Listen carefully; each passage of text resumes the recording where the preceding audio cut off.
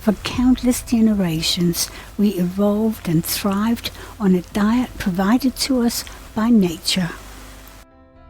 They were the right foods our digestive system was designed to process. They kept us slim and healthy for centuries. As we evolved, so did our choices of food. Diets didn't exist simply because the foods we ate didn't make us fat. Not till the 20th century did people decide they could do better than nature.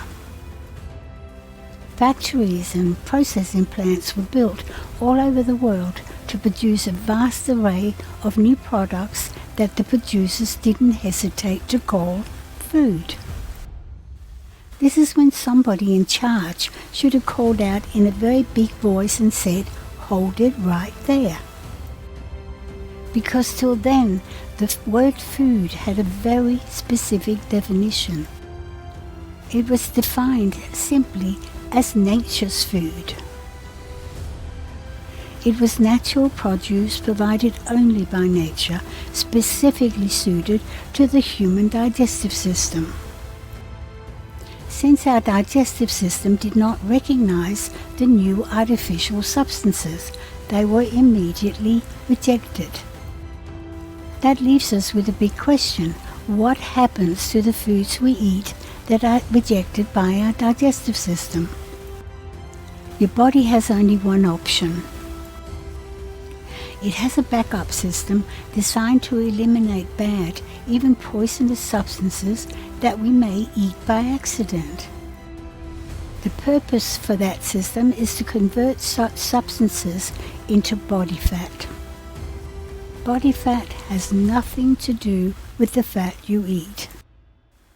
Only your body can produce body fat, and only when it's forced to do so. So what happens to body fat? Your body has only one solution.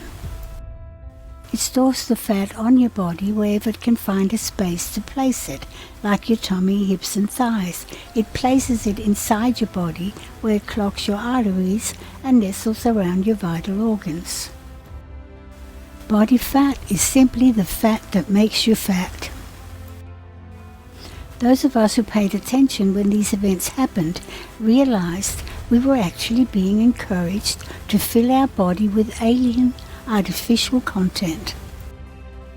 It would be equally silly but less damaging to advocate that we should fuel our cars with energy drinks. Nowhere on this planet should food include manufactured products, even if a colorful label marks them as healthy food.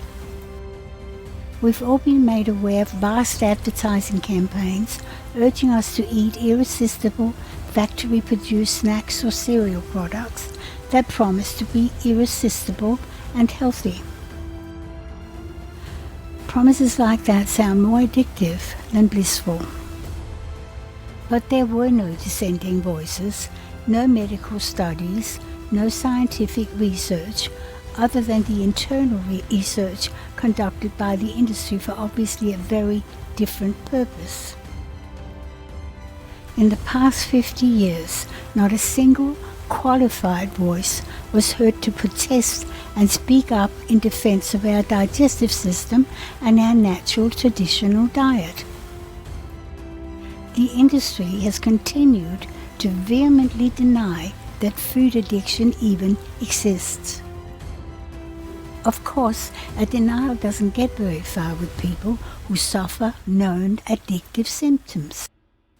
It's a bit like denying the existence of our digestive system.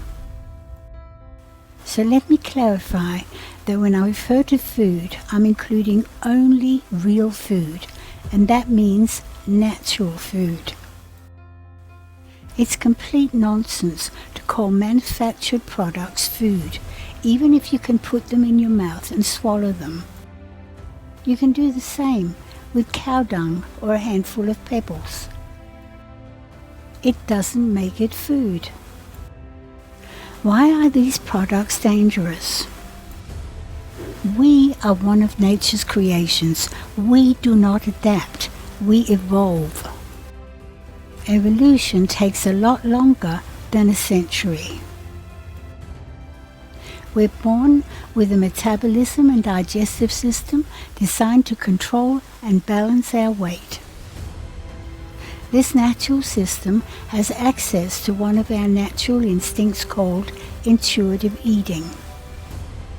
It intuitively guides us to the foods our body needs. It's designed around our natural diet and worked perfectly for centuries. It was the only thing that stood in the way of the food industry. That's why intuitive eating had to go. So whenever I mention products in relation to food, I refer to the fake foods that emanate from factories and processing mills around the world, as opposed to the real foods that only nature can provide. Think about it. These products are highly addictive. They make us obese, and they tie us into a relationship with the food industry that leads to food addiction. It's best compared to the relationship between the addict and the pusher. In this case, the pusher looks more like a drug cartel. It's very disturbing and quite sickening. The last weight loss will give you all the answers you need. It'll also provide you with the first weight loss that will actually last a lifetime, just as nature intended. The results are made possible through 6 very detailed modules that takes you step by step through the process. To get the last weight loss, just copy the link below.